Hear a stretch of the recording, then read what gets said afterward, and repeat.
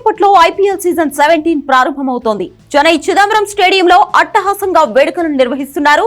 మొదటి మ్యాచ్ లో defending champion Chennai super Kings తో రాయల్ ఛాలెంజర్స్ బెంగళూరు మధ్య పోటీ జరుగుతోంది.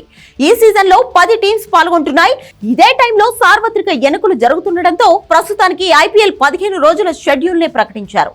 ఈసారి రెండు టీమ్స్ కెప్టెన్సీ బాధ్యతల నుంచి రోహిత్ శర్మ, ఎంఎస్ ధోని తప్పుకున్నారు. ముంబై జట్టుకు కెప్టెన్ గా హార్దిక్ పాండ్యా, చెన్నై కెప్టెన్ రుతురాజ్ గైక్వాడ్ వ్యవహరిస్తారు. ఈ సీజన్ లో ప్రమాదం నుంచి కోలుకొని పూర్తి ఫిట్నెస్ సాధించిన రిషబ్ పంత్ రంగంలోకి దిగుతున్నాడు. ఢిల్లీ కెప్టెన్ గా పంత్ ఉంటారు.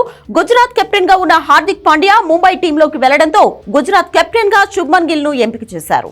ఐపీఎల్ లో ఇప్పటిదాకా ధోని సారథ్యంలో 10 సార్లు ఫైనల్ కి చేరిన చెన్నై టీం 5 సార్లు టైటిల్ విన్నర్ గా నిలిచింది. అంపైర్లు తీసుకునే నిర్ణయాల్లో మరింత ఖచ్చితత్వం, వేగం పెంచేందుకు ఈ సీజన్ నుంచి స్మార్ట్ రీప్లే సిస్టమ్ అమలు చేస్తున్నారు. అంటే ఇద్దరు హాకై ఆపరేటర్లు టీవీ అంపైర్ ఉండే గదిలోనే ఉంటారు. ఫీల్డ్ అంతటా ఉన్న 8 హాకై స్పీడ్ కెమెరాల నుంచి వచ్చే ఫుటేజ్ ను వీళ్లు వెంటనే అంపైర్లకు అందిస్తారు. ఈ సీజన్ లో 4 కొత్త నిబంధనలు పెట్టారు. అందులో ఒకటి స్మార్ట్ రీప్లే, రెండోది 2 బౌన్సర్లు, మూడోది no stop, 4 rule stumping catch check. ఈ సీజన్ లో బౌలర్ ఒక ఓవర్లో 2 బౌన్సర్లు వరకు వేసేందుకు అనుమతి ఉంటుంది. ఇప్పటి వరకు ఒక ఓవర్లో ఒకే బౌన్సర్ కి మాత్రమే ఛాన్స్ ఉండేది. ఓవర్ కు 2 బౌన్సర్ల నిబంధనను ఇటీవల జరిగిన సయ్యద్ ముస్తాక్ అలీ ట్రోఫీలో ప్రవేశపెట్టారు.